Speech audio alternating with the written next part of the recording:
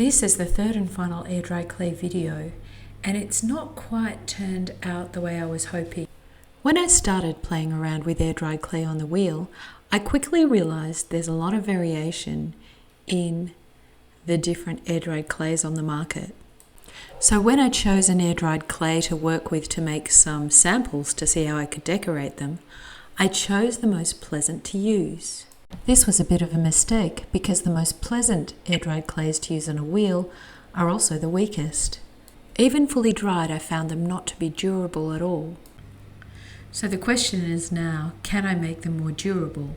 I've gathered some options for finishing these pots. The first option is acrylic paint with a coating. I've applied acrylic paint to the inside of this pot, and now I'm going to paint the outside. I'll then use a coating on both surfaces. I tried this with a smaller pot, and when I scratched the surface, I could actually peel the acrylic and coating off, like a skin. Option 2 is to cover the pot in paper with a glue-based coating on top. I'm using some patterned tissue paper I've saved. I cut this up and I glue it to the exterior of the pot. Then I give it a couple of coatings of the Mod Podge. I noticed that the paper bubbles a bit. I also noticed that the pots are quite fragile. I keep going with this because it's quite fun and decorate a small canister. I guess this is like paper macheing the outside of an unfired pot. Option 3 was a bit of a curveball.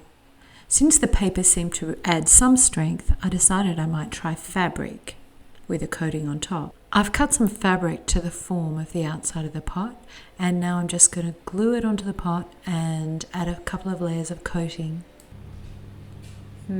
So let's take a look at the results. So none of these coatings made the pot super strong. They all at some point broke if I applied any pressure to the sides of the pot. One thing I noticed is that the thicker the pot, the more durable. The canister, with a combination of thick walls and paper coating and a couple of layers of Mod Podge, was actually quite sturdy. Another thing I was curious about is whether they would hold water. Kind of. Keep in mind, it's the coating that allows them to hold water, and this can easily be damaged. So what's the verdict? Some of the air-dried clays I tried were great to work with and offered a really good throwing experience, very much like regular clays. It was just really disappointing to find out that they had no real strength when dried. I'm not sure they're even much stronger than unfired, fully dried clay.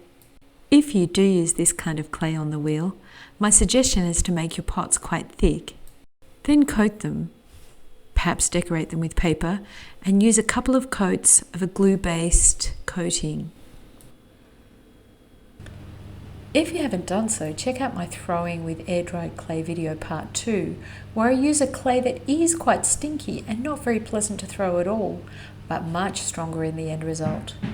Not only much stronger, the coatings I used adhered to the final dried pieces much better.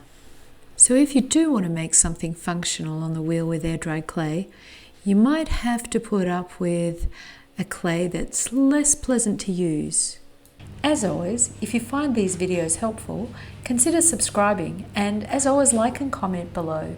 Thanks for watching.